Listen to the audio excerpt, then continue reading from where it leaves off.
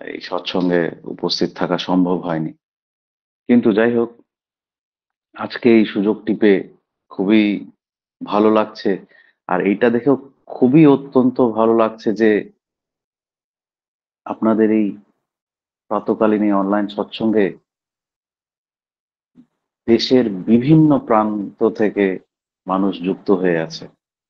আমি আজকে ভোরবেলা যখন শর্মিষ্ঠা মা তিনি লিঙ্কটা পাঠালেন, আমি লিঙ্কটা দেখছি আর বুঝতে পারছি যে প্রত্যেকটা পর্বে এখানে যুক্ত হয়ে আছে বিভিন্ন জায়গা থেকে বিভিন্ন আমাদের ভাই এবং বোনেরা এবং মারা। এটা দেখে খুবই সুন্দর লাগলো, খুবই ভালো লাগলো। মনে পড়ে গেল আমরা যে একটি ভয়াবহ সময় পার করে এসেছিলাম, সেই লকডাউনের সময়, কোভিডের সময়, তখন যে বিভিন্ন জায়গা থেকে সবাই আমরা একসাথে যুক্ত হতাম এখানে, সেই কথাটি মনে পড়ে গেল। যাই হোক, আজকে আমাকে শ্রদ্ধেয় শর্মিষ্ঠা মা বলছিলেন যে আমার ব্যক্তিগত জীবনের যে ঘটনাটা, তার যে দয়া, সেটা তুলে ধরতে। সেই ঘটনাটা হয়তো আপনারা আলোচনাও করে থাকতে পারেন, বা হয়তো আপনাদের এই সৎসঙ্গের মাধ্যমে শুনেও থাকতে পারেন। কিন্তু তিনি বললেন যে যার সাথে এই ঘটনাটা ঘটেছে তার মুখ থেকে শোনাটাই সব থেকে জেনুইন মনে হবে। যাই হোক, আমি আমার যতটুকু মনে আছে সেটাই পরিবেশন করব আজকে আপনাদের সান্নিধ্যে। যাই হোক, ঘটনাটা এই আমাদের এই সৎসঙ্গ বিহার তুরারে, আমি থাকি এই মন্দিরে, মেঘালয়।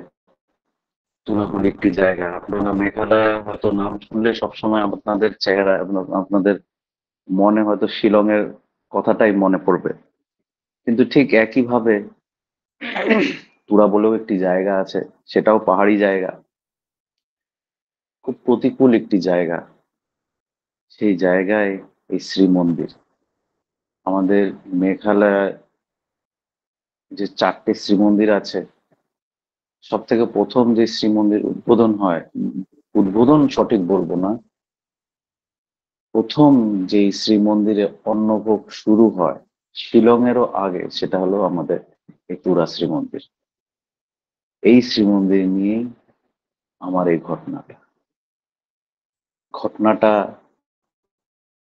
ঘটে 1993 সাল, 1993-তে, যখন আমি ক্লাস 3-তে পড়ি। বছর আমার শুধুমাত্র 9। সেই সময়, আচ্ছা, এই ঘটনাটা বলার আগে আমি আমাদের শ্রীমন্দিরের ব্যাপারটাকে একটু তুলে ধরি। আমাদের এখানে মেঘালয় যে রাজ্যটা, এখানে 99% আমাদের সবাই খ্রিশ্চান। খুব কম সংখ্যা আমরা নন খ্রিশ্চান আছি। নন খ্রিশ্চান মানে যারা বাঙালি, বিহারি, নেপালি, বা এখানকার লোকাল যে ট্রাইবেলরা, যারা এখনো খ্রিশ্চান হয়নি। তো এই সব মানুষদেরকে নিয়েই আমাদের এই গাঢ় পাহাড়ের সৎসঙ্গ। বিভিন্ন জায়গায় কিছু কিছু কিছু কিছু মানুষ আছে, তাদেরকে নিয়েই এই সৎসঙ্গ বিহার চূড়াটা গড়ে ওঠে। যখন আমার বাবা, তিনি এখন নেই, এই বছরই মার্চ মাসে তিনি চলে যান, স্বর্গীয় অসিত বরণ সাহা, তিনি সবকিছু ছেড়ে ঠাকুরের কাজে লেগে পড়েন। শ্রী বরদার কাছে গিয়ে, দেওঘরে গিয়ে সারেন্ডার করেন। আর সেই সময় শ্রী বরদা আমার বাবাকে তপোবন বিদ্যালয়ে পড়াতে পাঠান। সেখানে বাবা 2 বছর থাকে। তারপরে একদিন শ্রী বরদা তিনি বললেন যে যা, তুরায় চলে যা, সেখানে গিয়ে মন্দির তৈরি কর। তিনি চলে আসেন এখানে। 1975-এ।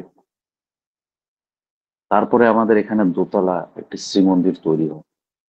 যেহেতু মানুষ খুবই কম, সেই শ্রীমন্দির তৈরি হতে হতে হতে অনেক বছর লেগে যায়। ফিরে আসি আমরা 90-এর দশকে। মন্দির, আমাদের দোতলা শ্রীমন্দির কমপ্লিট, কিন্তু এখনো উদ্বোধন হয়নি। শ্রী দাদা তখন বাবাকে ডেকে বললেন যে, শোন, মন্দির তো করেছিস, কিন্তু মন্দির যে উদ্বোধন করতে যাবে ঠাকুর পরিবারের কোনো একজন, তাদের থাকার ব্যবস্থাও তো একটা করতে হবে। আগে তা তো করতেই হবে, বাবা বললেন। তখন শ্রী দাদা বললেন যে, যা, ওখানে গিয়ে ঠাকুর পরিবারের জন্য একটি বিল্ডিং তৈরি কর, যেখানে ঠাকুর পরিবারের প্রতি প্রত্যেকে থাকতে পারবে,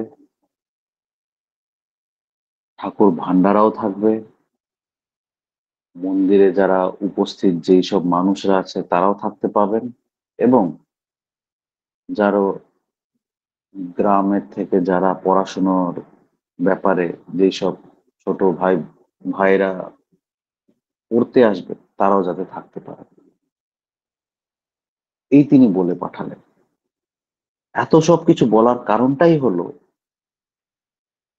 যেহেতু এটি পাহাড়ি জায়গা, এখানে সেইভাবে আমাদের স্থানও নেই যেখানে একটা বড় করে বিভিন্ন জায়গায় আলাদা আলাদা করে আচার্য ভবন, ভান্ডারা বা অন্যান্য বিল্ডিং তৈরি করার সে সুবিধাও নেই। ছোট্ট একটি জায়গা, তার মধ্যেই তিনি পরিকল্পনা এটা রাখলেন, যেখানে একটা 4 তলা ঠাকুর বাড়ি হবে, আর যেখানে এই সবকিছু থাকবে। এখানে আরো একটা কথা বলে রাখি, যে আমাদের এখানে একটি পাহাড়ি জায়গা, এখানে সহজে বিল্ডিং তৈরি করা বা শক্ত জমিতে বিল্ডিং তৈরি করা অতটা সহজ না। আর সেই দশকের কথা, যখন এখানে সেরকম টেকনোলজিও ছিল না। তিনি বলে পাঠালেন, আচার্যদেবের নির্দেশ করতেই হবে। তিনি তখন নিবেদন করলেন যে, আগে ঠাকুর বাড়ি তো তৈরি হবে, তাহলে সেটার ড্রয়িং যদি করে দিতেন খুব ভালো হয়। শ্রী দাদা সেই সময় নাট মণ্ডপে বসে, তুরাত থেকে দেওঘরের দূরত্ব প্রায় 1000 কিলোমিটার, তিনি সেইখানে বসে আমাদের সবারই পরিচিতি শ্রদ্ধেয় মাঝিদাকে ডেকে, যিনি ইঞ্জিনিয়ার, আমাদের ভারতবর্ষের বিভিন্ন মন্দির যিনি ড্রয়িং করেছেন, তাকে ডাকেন। শ্রী দাদা নাটমণ্ডপে বসে, তার খাটে বসে তিনি মাঝিদাকে সামনে বসিয়ে এত সুন্দরভাবে আমাদের তুরা মন্দিরের ডেসক্রিপশনটা বোঝান ওনাকে, যে এইখানে আমাদের দোতলা শ্রীমন্দির আছে, ঠিক এই জায়গায় ঠাকুর বাড়িটা তৈরি হবে, এই দিক দিয়ে সিঁড়ি গেছে, ওই দিক দিয়ে রাস্তা গেছে, ওই দিক দিয়ে ঝর্ণা গেছে, মানে প্রত্যেকটা জিনিস এত সুন্দরভাবে, নিখুঁত ভাবে তিনি এত সুন্দর করে বোঝান। মাঝিদা তিনি সেখানে বসে তার চোখের সামনে ঝলঝল করে দেখতে পাচ্ছেন পুরা তুরা শহরটাকে, বিশেষ করে এই শ্রীমন্দিরের জায়গাটাকে। তার আসতে হয়নি, তিনি কোনোদিন তুরায় আসেননি, কিন্তু দেওঘরে বসে শ্রী দাদার কথা শুনে, যে এখানের সয়েল কম্পোজিশন কি, কতটা জল থাকতে পারে মাটিতে, ফাউন্ডেশনটা কেমন দিতে হবে এই ঠাকুর বাড়ির, প্রত্যেকটা জিনিস শ্রী দাদার শ্রীমুখ থেকে শুনে তিনি একটি ঠাকুর বাড়ির ড্রয়িং করে দেন। সেই ড্রয়িংটা নিয়ে বাবা ফিরে আসেন, আর শুরু হয় আমাদের এই পরিকল্পনা, এই ঠাকুর বাড়ি তৈরি করা। এই যে ঠাকুর বাড়িটা তৈরি হয়, যে জিনিসটা আমি বললাম, এটা একমাত্র শ্রী শ্রী দাদারই মাথায় খেলতে পারে। তারা মহাপুরুষ। আমরা দেখে আসছি শ্রী শ্রী ঠাকুর যেই আচার্য পরম্পরা রেখে গেলেন, শ্রী শ্রী বরদা, পরবর্তীতে শ্রী শ্রী দাদা, বর্তমান আচার্যদেব, এখন আমাদের পরম পূজ্যপাদ শ্রী শ্রী অবিন্দ দাদা, এই যে 5 পুরুষ ধরে যে কাজ করছেন আর যে কর্মকাণ্ড করে গেছেন, তারই উদাহরণ এই আমাদের পুরা সৎসঙ্গের ঠাকুর বাড়ি। এটা এমন একটি অদ্ভুত ঠাকুর বাড়ি তৈরি করেন, আর এই পুরোপুরি পরিকল্পনা শ্রী শ্রী দাদার। এখানে আমরা যারা যুক্ত হয়ে আছি, আমাদের একমাত্র এখানে কোনো ক্রেডিট নেই, একমাত্র তারই দয়া এটা সম্ভব হয়েছে। ব্যাপারটা হলো, আমাদের যেই ঠাকুর বাড়িটা তৈরি হয়, সেটা এমন ভাবে তৈরি হয় যে আমরা এই ঠাকুর বাড়িতে যদি ঢুকি,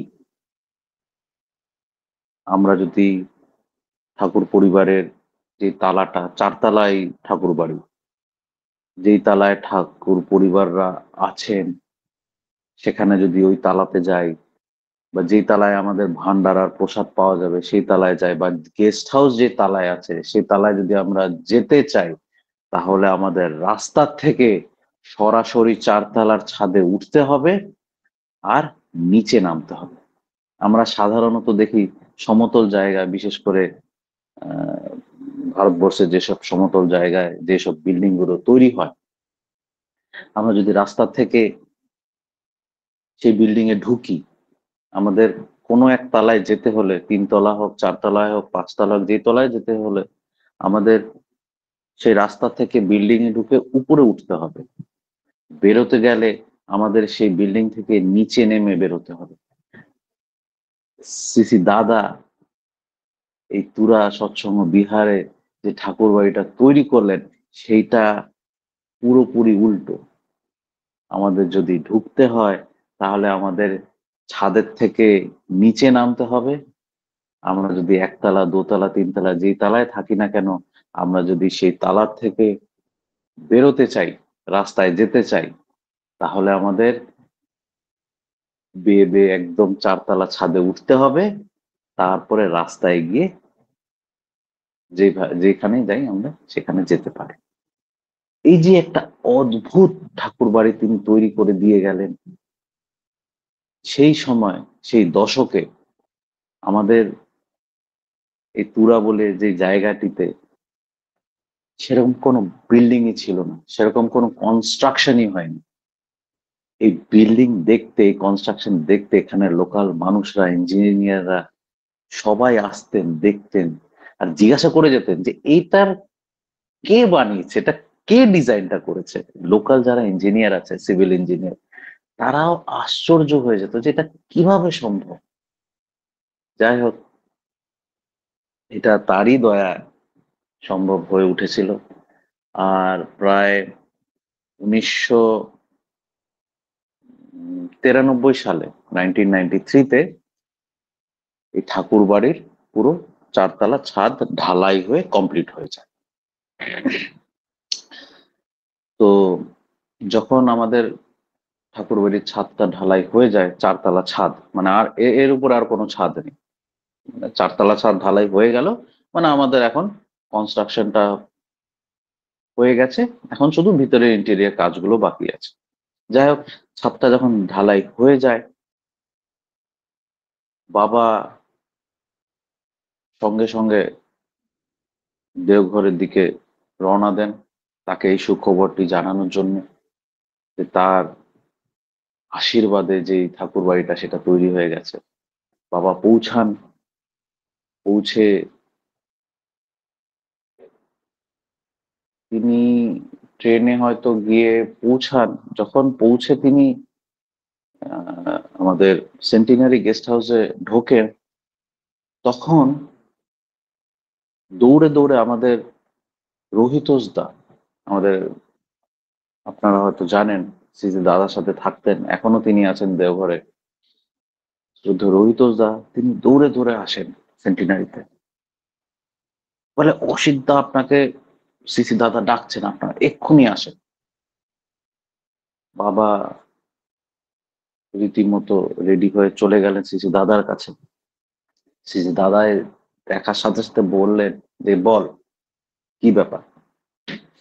যাই হোক, তিনি পৌঁছেই সব ঘটনাগুলো জানান যে আগে আপনার দয়ায় আমাদের ঠাকুর বাড়ির 4 তলার ছাদ ঢালাই হয়ে গেছে। যেই তিনি বললেন যে 4 তলার ছাদ ঢালাই হয়ে গেছে, সঙ্গে সঙ্গে সিসি দাদা বলে উঠলেন যে ছাদ তো ঢালাই দিয়েছিস, রেলিং দিয়েছিস কিনা, ওয়াল দিয়েছিস কিনা। বাবা বললেন যে আগে ওয়াল তো দেইনি, রেলিং তো দেওয়া হয়নি। তিনি বললেন যে দেখ কোন পাগল ছাগল ঝাঁপ দিয়ে পড়ে আছে। আমার বয়স সেই সময় মাত্র 9। তার কিছুদিন আগে আমাকে একটি সাইকেল কিনে দেওয়া হয়েছিল। সেই সাইকেলটা আমার চালানোর কোনো সুবিধাই ছিল না, যেহেতু আপনারা জানেন আমাদের এই জায়গাটা একটি পাহাড়ি জায়গা। পাহাড়ে যদি সাইকেল চালাই, নিচে নামতে তো খুব ভালোই লাগবে, কিন্তু যখন উপরে উঠতে হবে সেটা সম্ভবই না সাইকেল চালিয়ে।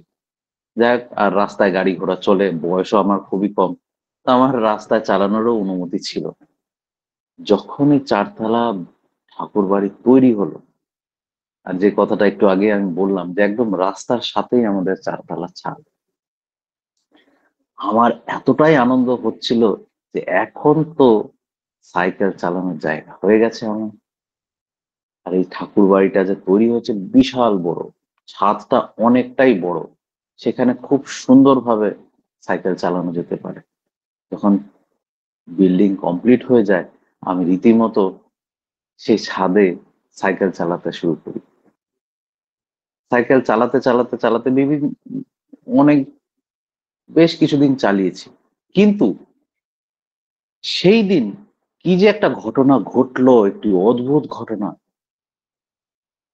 আমার বাবা যখন নাট মণ্ডপে গিয়ে আচার্যদেবকে, শ্রী দাদাকে নিবেদনে করলেন এই কথাটা, আর ঠিক সেই সময়, এক্স্যাক্টলি সেই মোমেন্টে, যে সময় শ্রী দাদা বললেন যে দেখ কোন পাগল ছাগল গিয়ে পড়ে আছে, সেই সময় এই 1000 কিলোমিটার দূর এই পুরা শহরে কি ঘটনা ঘটলো, যে ওই সাইকেল চালাতে চালাতে আমার হঠাৎ কি একটা মনে হলো, আমি যদি সিঁড়ি দিয়ে সাইকেল নামিয়ে দিই তাহলে কেমন লাগবে। আমি সিঁড়ি দিয়ে সাইকেল নামিয়ে দিলাম। তখন বয়সটা এতটাই কম যে কি ঘটতে পারে আগামীতে সেটাও বোঝার আমার ক্যাপাসিটি ছিল না। আমি সিঁড়ি দিয়ে সাইকেল নামিয়ে দিই। সাইকেল যখন নামতে নামতে ঠিক মাঝ পথে গিয়ে পৌঁছায়, তখন আমার মাথায় জিনিসটা খেলে যে সামনে তো কিছুই নেই, কোনো ওয়াল নেই, কোনো রেলিং নেই, কিছু নেই, আমি সরাসরি দেখতে পাচ্ছি একদম খাই। আপনারা জানেন এই পাহাড়ের যে ঠাকুর বাড়িটা তৈরি হয়েছে, ঠিক ঠাকুর বাড়ি যে তৈরি হয়েছে তার নিচেই একটি ঝর্ণা বয়ে যায়, প্রায় 48 ফিট নিচে। সেই ঝর্ণাটা সোজা গিয়ে মেশে বাংলাদেশে। আমাদের এই রাজ্যটা যেহেতু বাংলাদেশের পাশাপাশি, তাই জন্য আমাদের এখানকার যতটাই নদীর জল সব গিয়ে মেশে বাংলাদেশে। পরিস্থিতি এমন ছিল যে আমি যখন সেই জায়গা থেকে পড়তাম পুরোপুরি নিচে, সোজাসুজি ওই ঝর্ণায় পড়তাম, আমাকে খুঁজেও পাওয়া যেত না, আমার বডি চলে যেত একদম বাংলাদেশে, কেউ আমাকে খুঁজে পেত না। কিন্তু সেটা ঘটলো না। কি ঘটনা ঘটলো, সাইকেলটা আমার সোজাসুজি চলে গেল, যেহেতু নতুন কনস্ট্রাকশন করায় বিল্ডিং, সেখানে নতুন খোলা রড গুলো সব বের করা ছিল, যেখানে ওয়াল তৈরি হবে। রড গুলো এমনি ছিল, সেই রডে গিয়ে আমার সাইকেলটা আটকে যায়, আর আমি ওই 4 তলার থেকে একদম নিচে পড়তে থাকি। 4 তলা থেকে পড়ি, 3 তলা, দোতলা ক্রস করে ঠিক একতলায় একইভাবে রড গুলো যে বেরোয়ছিল, সেই রডের মধ্যে আমার হাফ প্যান্ট পরপর দুটো ফুটো হয়ে আমি শূন্যের মধ্যে ভাসতে থাকলাম। আর কিছু ফুট নিচে পড়লেই নতুন কনস্ট্রাকশন করা যে পাথরগুলো রাখা ছিল, সেই পাথরে আমার শরীরটা বাড়ি খেয়ে একদম নিচে ঝর্ণায় পড়ে যেত, আমাকে আর খুঁজে পাওয়া যেত না। এমন একটি পরিস্থিতি যেখানে আমার বাঁচারই কথা না।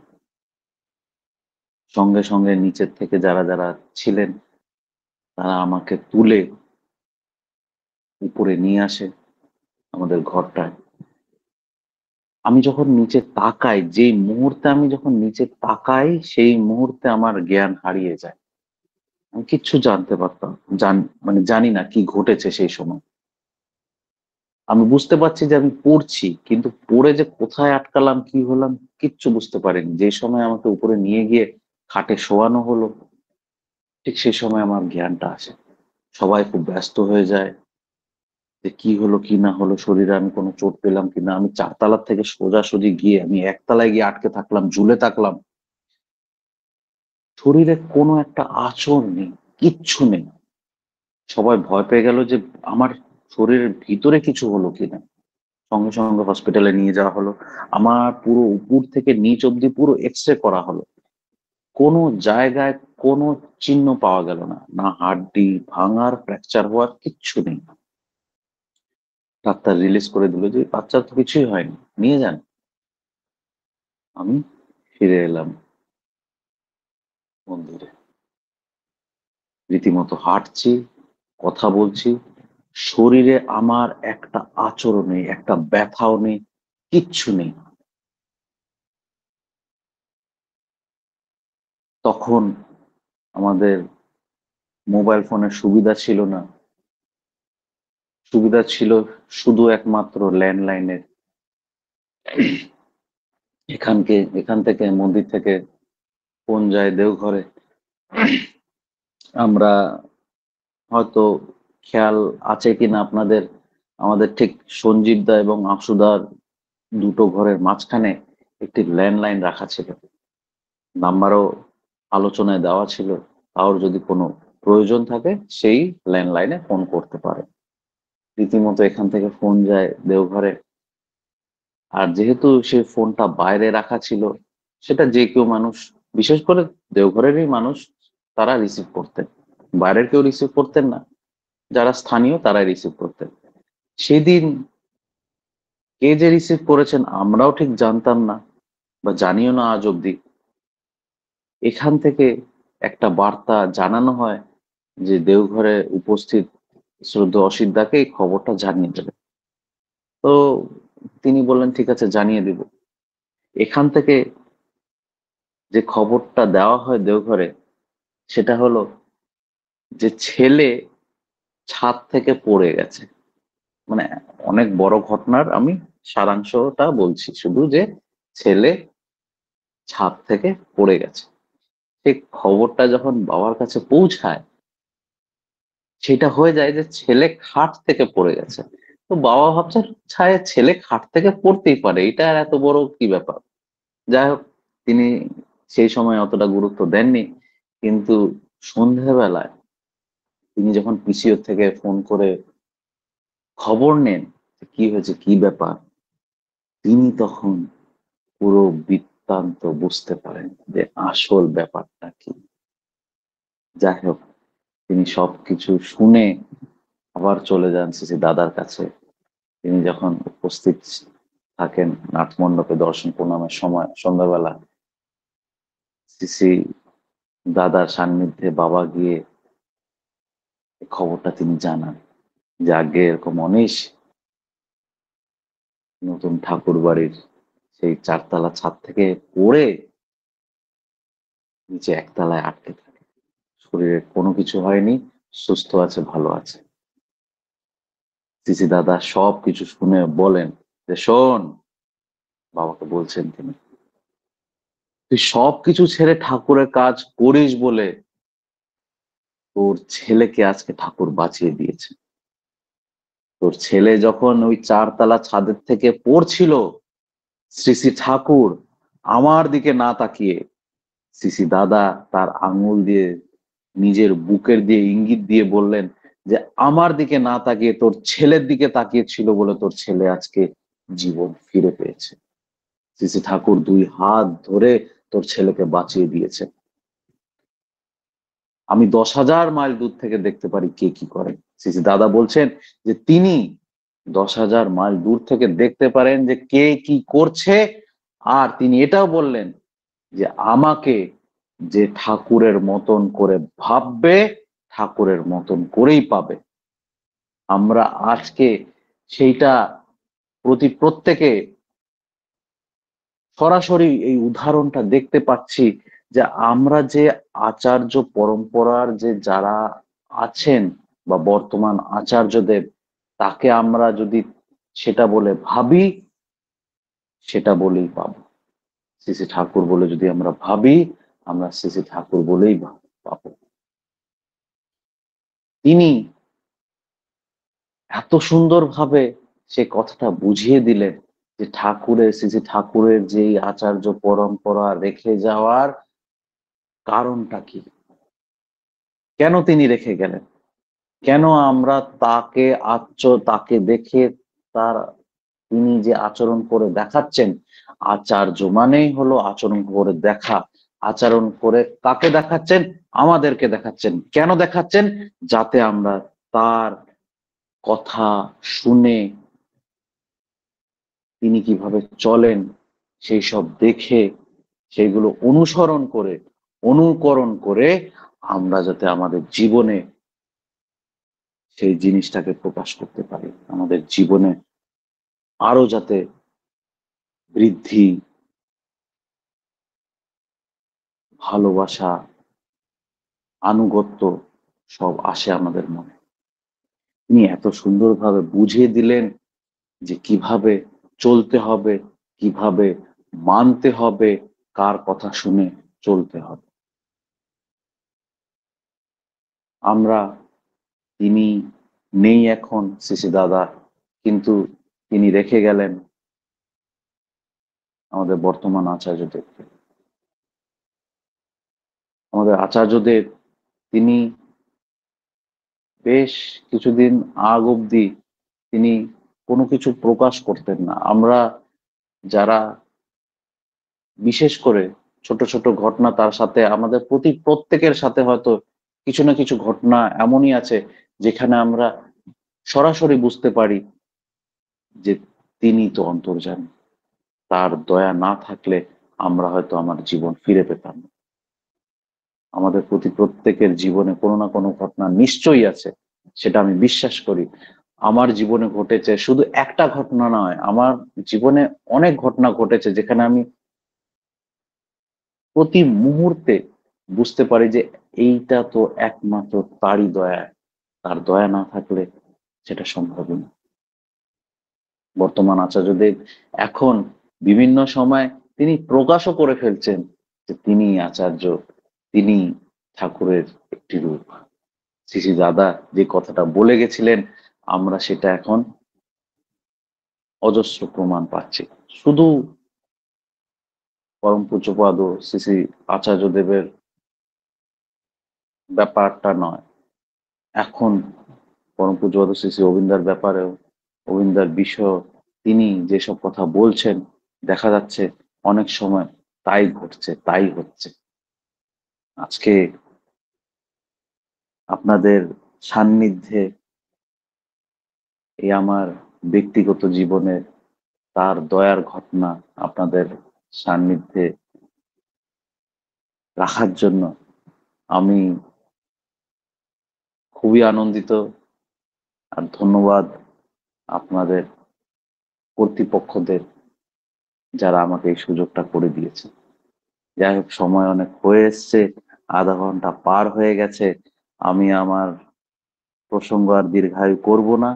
আজকে এখানে উপস্থিত প্রত্যেকের মঙ্গল কামনা করে আমি আমার প্রসঙ্গ এখানেই শেষ করছি। জয়গুরু, সবাই ভালো থাকবেন। এবং আমি আরো একটা নিবেদন রাখছি আপনাদের প্রতি, প্রত্যেকের সান্নিধ্যে, যে আমাদের যে এই শ্রীমন্দির সৎসঙ্গ বিহার তুরা, মেঘালয়, আপনারা কোনো সময় যদি সুযোগ পান নিশ্চয়ই আসবেন। আর তার যেই কর্মকাণ্ডটা এখানে তিনি করে গেছেন সেটা নিশ্চয়ই দেখে যাবেন। দেখলে আপনাদের মনে হবে যে এটা কি ঘটনা হয়ে গেছে। যাই হোক, আপনাদের প্রতি প্রত্যেকের কাছে আমি এই আবেদন রাখছি যে আপনারা সবাই ভালো থাকবেন, আনন্দে থাকবেন। আমাদের পরম পূজ্যপাদ শ্রী গোবিন্দার যে নির্দেশ, যে কাজ, ডিপি ওয়ার্কস, আমরা সবাই এই কাজ নিয়ে থাকবো এবং চেষ্টা রাখবো আমাদের গুরু ভাই বোনেরা যারা আমাদের থেকে দূরে সরে গেছে তাদেরকে আবার প্রেম ভালোবাসা দিয়ে নিয়ে আসবো। এই প্রার্থনা করে, এই আশা রেখে আমি আমার প্রসঙ্গ এখানে শেষ করছি। জয় গুরু।